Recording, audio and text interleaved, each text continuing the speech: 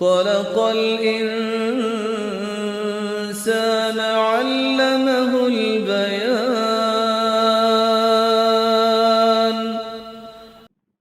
نحمده ونصلي على رسوله الكريم، أما بعد فأعوذ بالله من الشيطان الرجيم. بسم الله الرحمن الرحيم. رب اشرح لي صدري ويسر لي أمري واحلل عقدة من لساني يفقهوا قولي.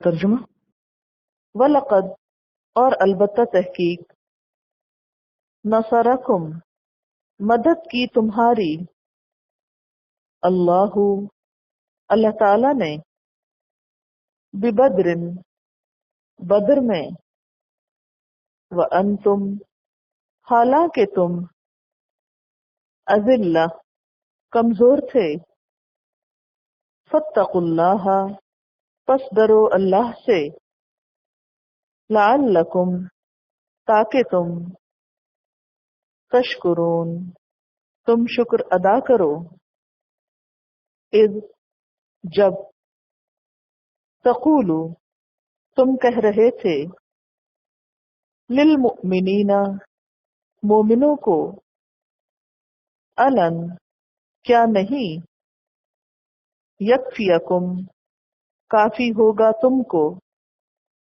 ان یمدکم کہ مدد کرے تمہاری، ربکم رب تمہارا، بثلاثۃ آلاف 3,000 کے، من الملائکۃ فرشتوں سے، منزلین اتارے ہوئے، بلا کیوں نہیں، ان اگر، تصبروا تم صبر کرو گے، وتتقوا اور تم تقوی کرو گے، وَيَأْتُوكُمْ اور وہ آئیں تمہارے پاس، من فورہم اپنے جوش کے ساتھ، ھذا اس طرح، یمددکم مدد کرے گا تمہاری، ربکم رب تمہارا، بخمسۃ 5 آلاف 1,000 کے، من الملائکۃ فرشتوں میں سے، مسومین نشان لگے ہوئے، نشان زدہ، وما اور نہیں، جعلہ اللہ بنایا اس کو اللہ نے، الا مگر، بشرا خوشخبری، لکم تمہارے لیے، ولتطمئن اور تاکہ مطمئن ہو جائیں، قلوبکم دل تمہارے، بہی ساتھ اس کے، ومن نصر اور نہیں مدد، الا مگر، من عند اللہ اللہ کے پاس سے، العزیز الحکیم جو زبردست ہے حکمت والا ہے، لیقطع تاکہ کاٹ دیں، طرفاً ایک گروہ کو، من الذین ان لوگوں میں سے، کفروا جنہوں نے کفر کیا، او یکبتہم یا رسوا کرے ان کو، فینقلبوا تو وہ لوٹ جائیں، خائبین ناکام ہو کر، لیس لک نہیں ہے آپ کے لیے، من الامر معاملے میں سے، شیء کوئی چیز، او یا یتوبہ وہ معاف کر دے، مہربان ہو جائے، علیہم ان پر، او یا یعذبہم وہ عذاب دے ان کو، فإنہم تو بے شک وہ ظالمون ظالم ہیں، وللہ اور اللہ کے لیے ہے، ما جو فی السماوات آسمانوں میں ہے، وما اور جو فی الارض زمین میں ہے، یغفر بخش دے گا، لمن یشاء جس کے لیے چاہے گا، ویعذب اور وہ عذاب دے گا، من یشاء جس کو وہ چاہے گا، واللہ اور اللہ غفور الرحیم بخشنے والا مہربان ہے۔ یا ایھا الذین آمنوا اے لوگو جو ایمان لائے ہو، لا تأکلوا نہ تم کھاؤ، الربا سود، اضعافا دگنا، مضاعفا کئی گنا، واتقوا اور ڈرو، اللہ اللہ تعالی سے، لعلکم تاکہ تم تفلحون تم فلاح پا جاؤ، واتقوا النار اور ڈرو آگ سے، بچو آگ سے، التی وہ جو اعدت تیار کی گئی ہے، للکافرین کافروں کے لیے، وَأَطِیعُوا اللَّهَ اور اطاعت کرو اللہ کی، والرسول اور رسول کی، لعلکم تاکہ تم ترحمون تم رحم کیے جاؤ۔ تفسیر وَلَقَدْ نَصَرَكُمُ اللَّهُ بِبَدْرٍ اور البتہ تحقیق مدد کی تمہاری اللہ نے بدر کے موقع پر، وَأَنْتُمْ أَذِلَّةٌ حالانکہ تم کمزور تھے۔ بدر کا معرکہ رمضان 2 ہجری میں ہوا تھا۔ یہ اسلام اور کفر کے درمیان پہلی جنگ تھی۔ اس میں مسلمانوں کو کامیابی ہوئی۔ اس جنگ نے مسلمانوں کی تاریخ کا رخ موڑ دیا۔ جس دن یہ جنگ ہوئی اس کو یوم الفرقان بھی کہا جاتا ہے۔ فلپ ہٹی جو ایک مسیحی مورخ ہے، اس نے ہسٹری آف دی عربز میں لکھا ہے کہ یہ اسلام کی سب سے پہلی فتح مبین تھی۔ تو اللہ نے تمہیں اس دن بھی تو مدد دی۔ اس میدان میں تمہاری کامیابی دراصل اللہ کی مدد کے ذریعے ہوئی تھی، حالانکہ تم خود کیا تھے؟ وَأَنْتُمْ أَذِلَّةٌ تم تو کمزور تھے۔ اذلہ کا لفظ ذال لام لام سے ہے، ذل ذلیل اسی سے ہے۔ ذلیل عزیز کے مقابل ہوتا ہے۔ عزیز کا معنی ہوتا ہے غالب، زور آور، دوسروں کی دسترس سے باہر، یعنی قوت والا، اور ذلیل کمزور۔ تو وَأَنْتُمْ أَذِلَّةٌ حالانکہ تم کمزور تھے، حالانکہ تم تعداد میں بھی کم تھے، اسلحے میں بھی کم تھے، مادی لحاظ سے بھی کمزور تھے۔ مسلمانوں کے پاس صرف 313 مرد تھے، 2 گھوڑے تھے اور 70 اونٹ تھے، بے سر و سامانی کا عالم تھا۔ فرمایا اس ساری کمزوری میں بھی تو اللہ نے تمہاری مدد کی تھی، کیا وہ اب نہ کرے گا؟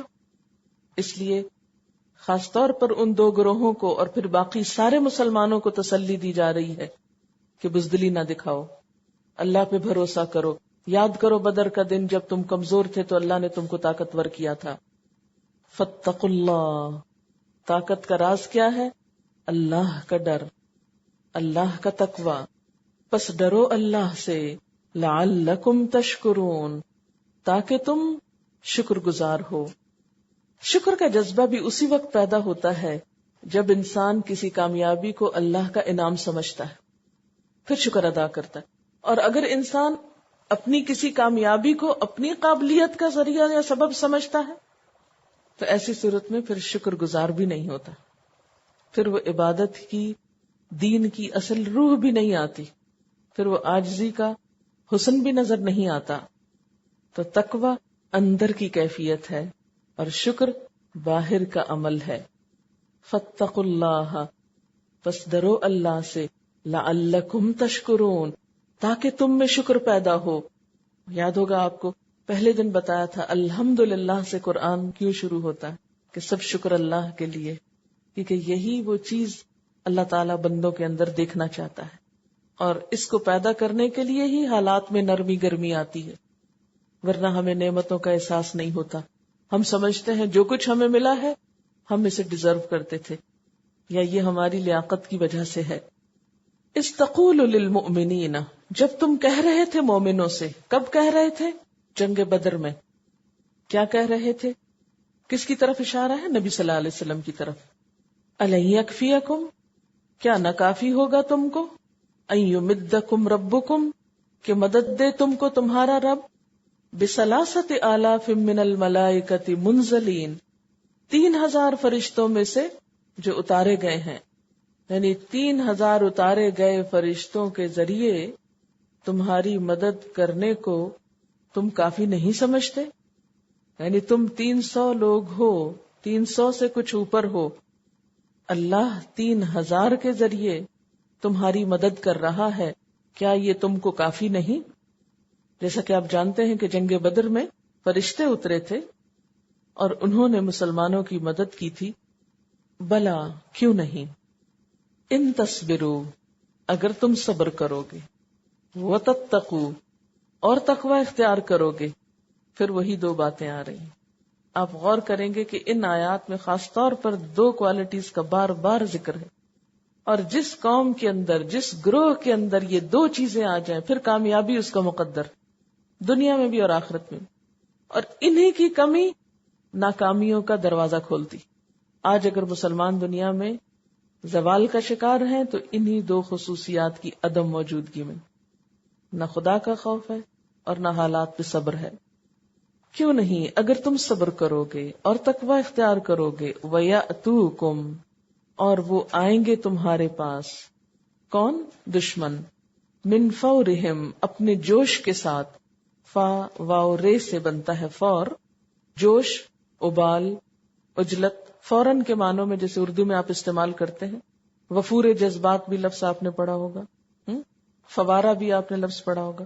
فوارے سے پانی کیسے نکلتا ہے؟ پورے جوش سے نکلتا ہے نا. اگر تم صبر کرو گے اور تم تقوی اختیار کرو گے اور وہ آئیں گے تمہارے پاس، یعنی دشمن آئیں گے تمہارے پاس، من فورہم، اپنے جوش سے، یعنی شدید حملہ کریں گے. ھذا یمددکم ربکم بخمسۃ آلاف من الملائکۃ مسومین، تو بھی پریشان نہ ہونا، تمہارا رب تمہاری مدد 5000 فرشتوں سے کرے گا. مسومین، جو نشان لگے ہوئے ہوں گے، جن کے اوپر بیجز لگے ہوئے ہوں گے، سٹارز والے ہوں گے.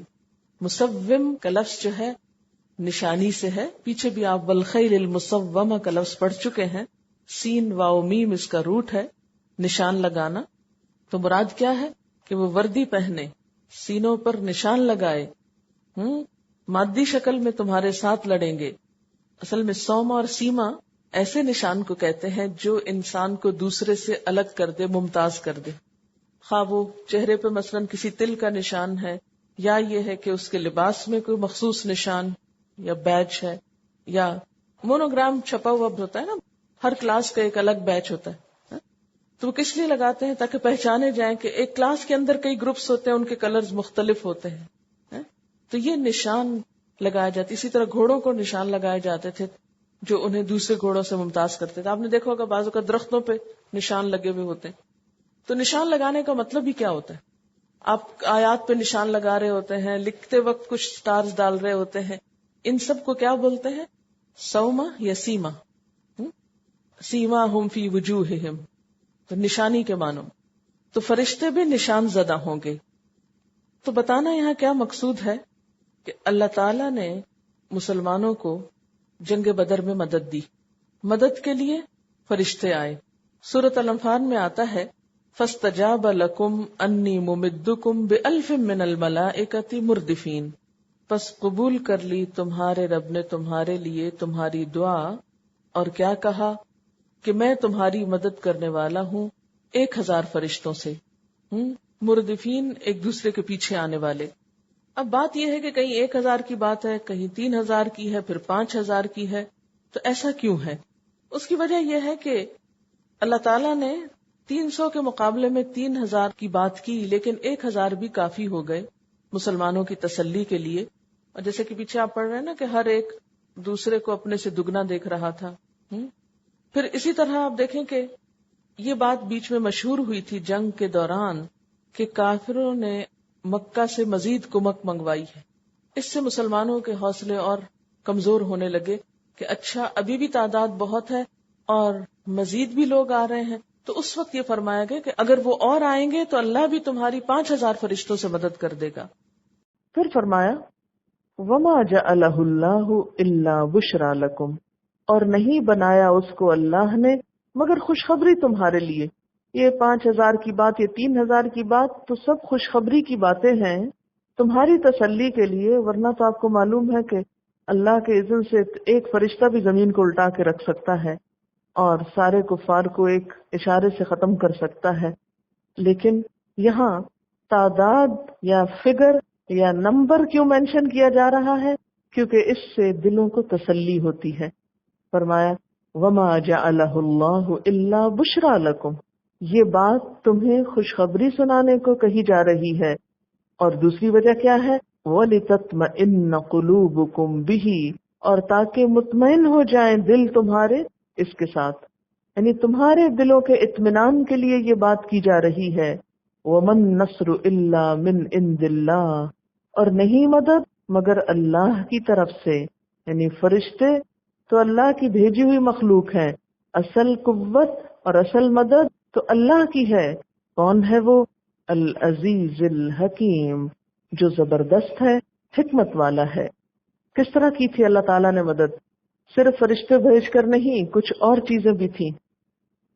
نمبر 1 تو یہ کہ بدر کے میدان میں ہوا کا رخ اللہ تعالیٰ نے کفار کے لشکر کی طرف کر دیا تھا، جس کے نتیجے میں ریت اڑ اڑ کر ان کی آنکھوں میں جا پڑی اور وہ دیکھنے سے عاجز ہو گئے.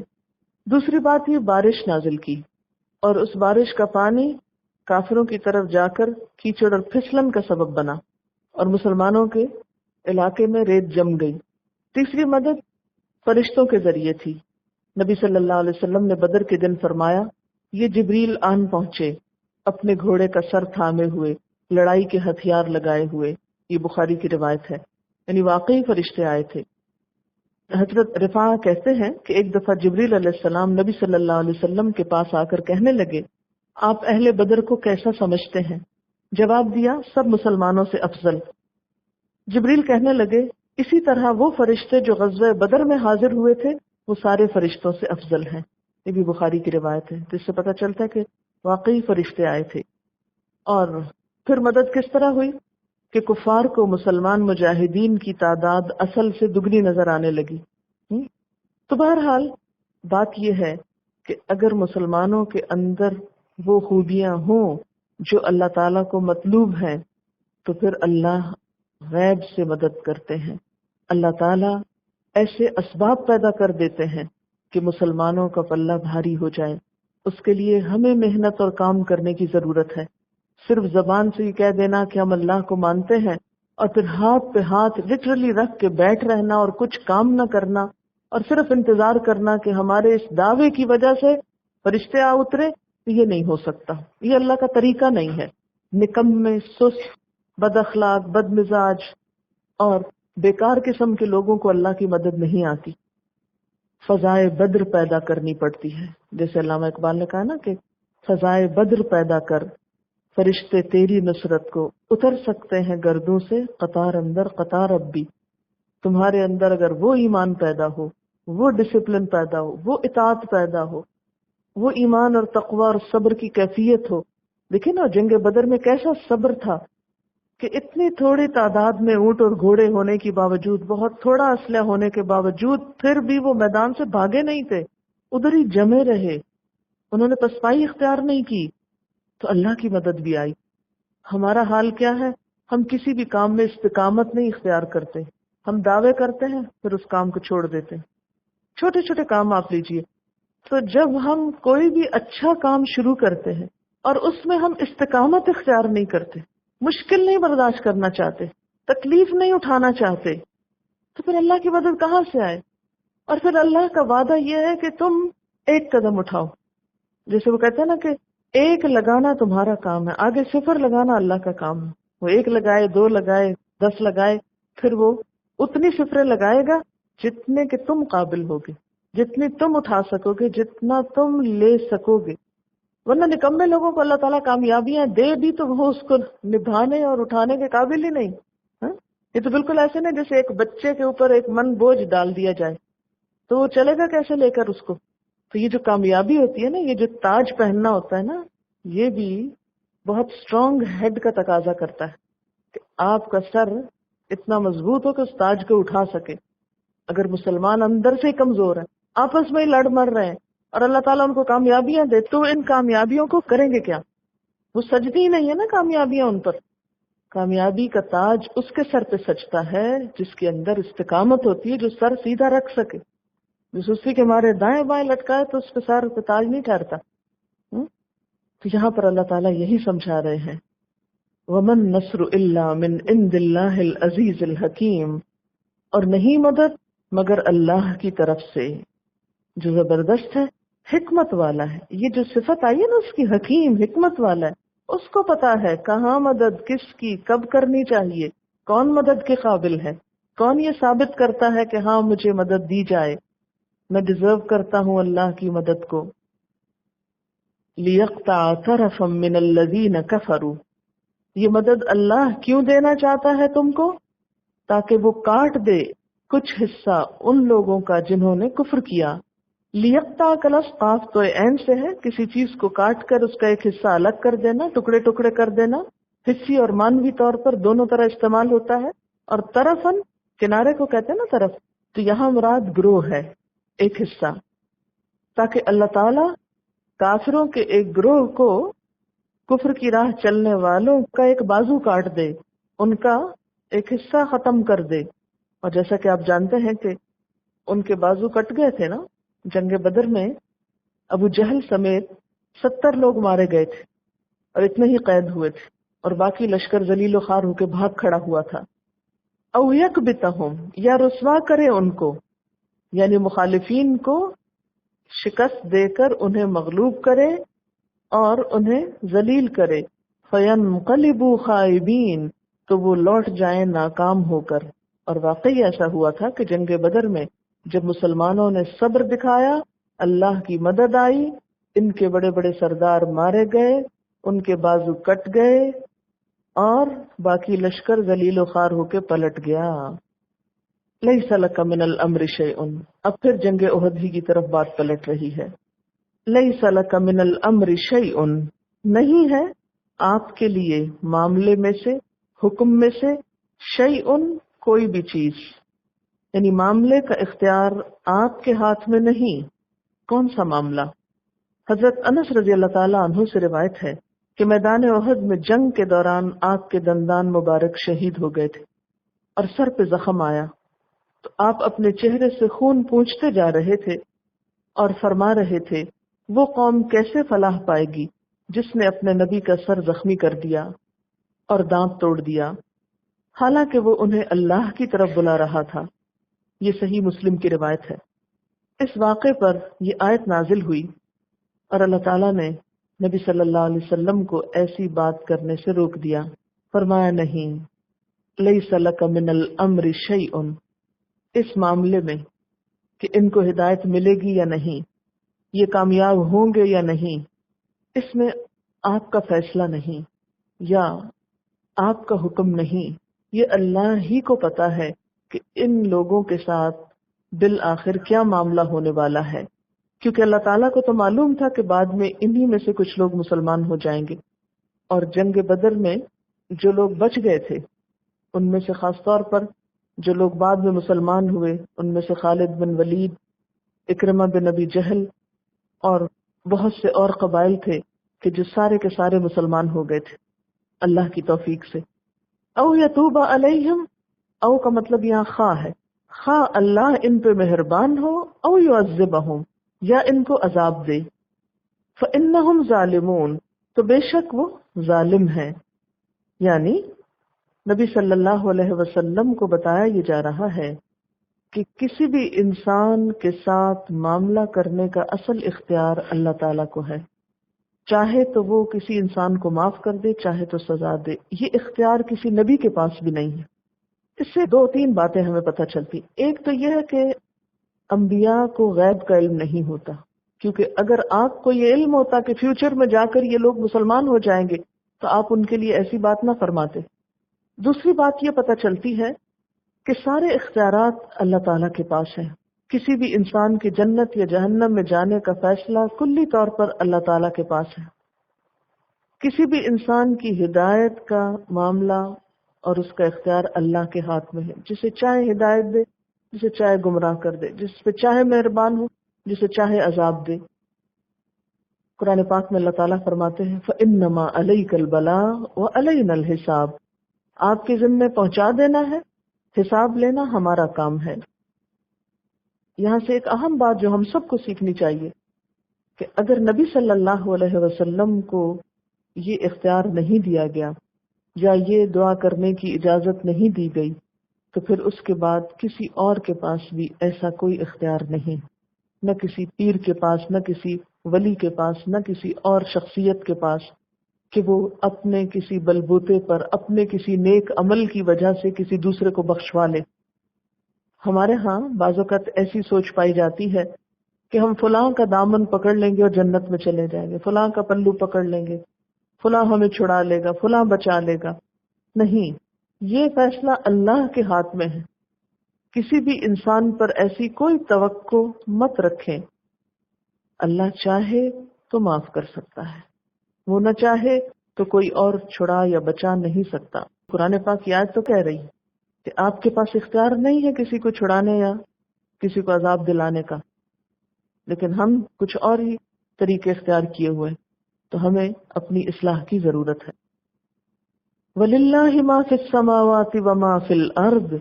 اور اللہ کے لیے ہے جو کچھ آسمانوں میں ہے اور جو زمین میں ہے. اس سے بھی کیا بات پتہ چلتی ہے کہ مالک وہ ہے تو اختیار بھی اسی کا، حکم بھی اسی کا.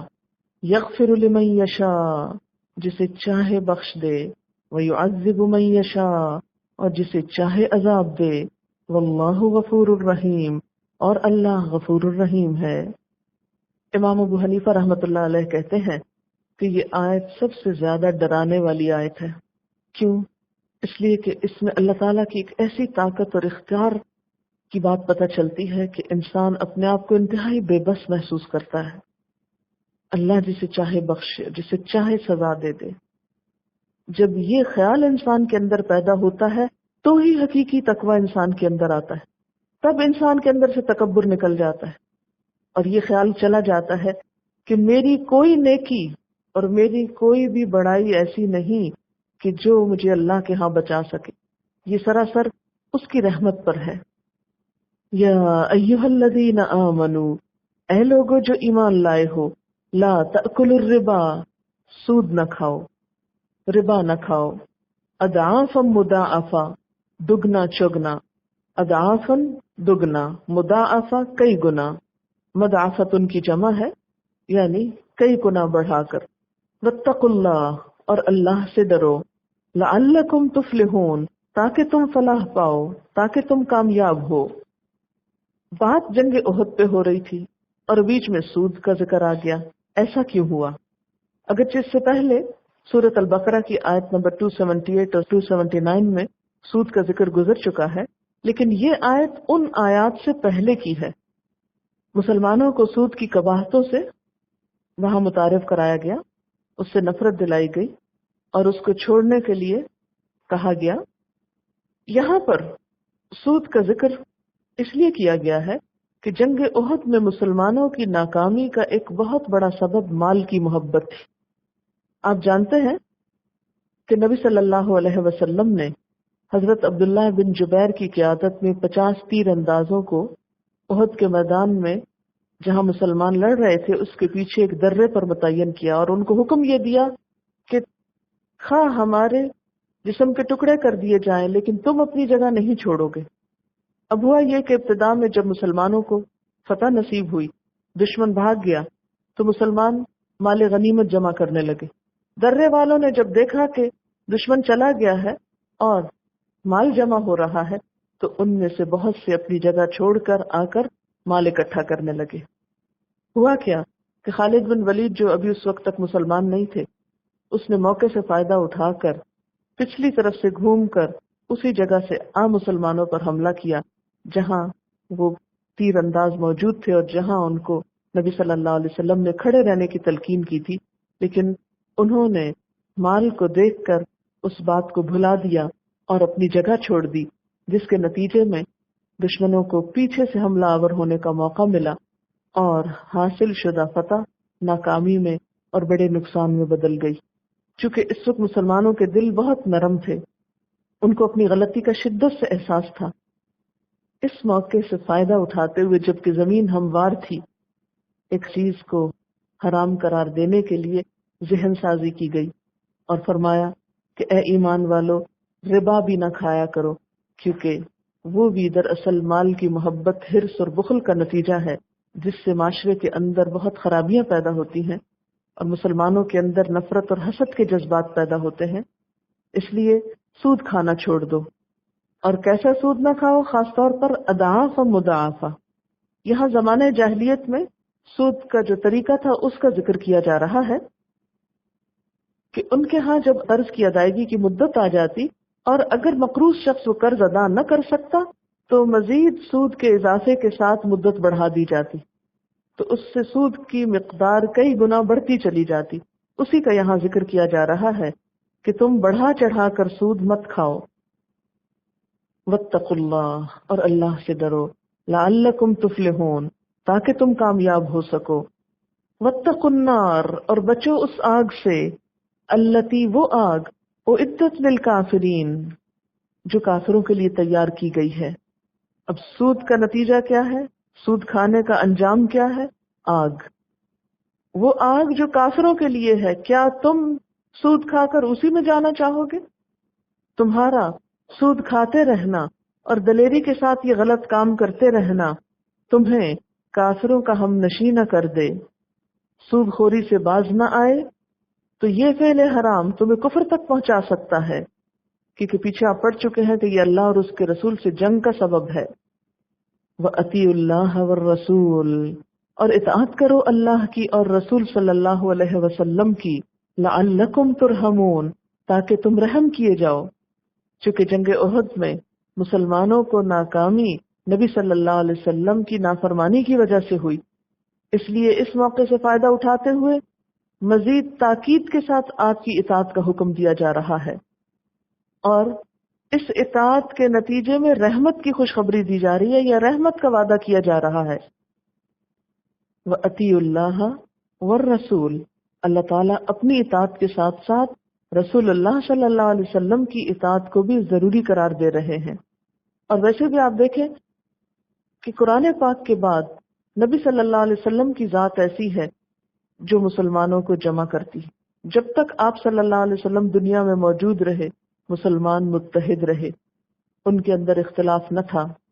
اور آج بھی اتحاد کے لیے کیا ضروری ہے کہ اللہ کی کتاب کے بعد نبی صلی اللہ علیہ وسلم کے طریقے کو سب مسلمان مل کر فالو کریں تاکہ اختلافات کم ہوں۔ پھر میدان جنگ میں خصوصی طور پر آپ کی اطاعت کس لیے؟ کہ اسی سے ڈسپلن پیدا ہو سکتا ہے، اور اطاعت وہی کر سکتا ہے جس کے اندر صبر ہو۔ تو انڈائریکٹلی اطاعت صبر سے ریلیٹڈ ہے، بے صبری کے ساتھ اطاعت نہیں ہو سکتی۔ بے صبری کیا ہے؟ کہ اللہ کا حکم آنے کے بعد آپ اپنی مرضی کرنا چاہیں، اپنی خواہش پر چلنا چاہیں۔ وآخر دعوانا ان الحمد للہ رب العالمین۔ سبحانک اللہم وبحمدک، نشہد ان لا الہ الا انت، نستغفرک ونتوب الیک۔ والسلام علیکم ورحمۃ اللہ وبرکاتہ۔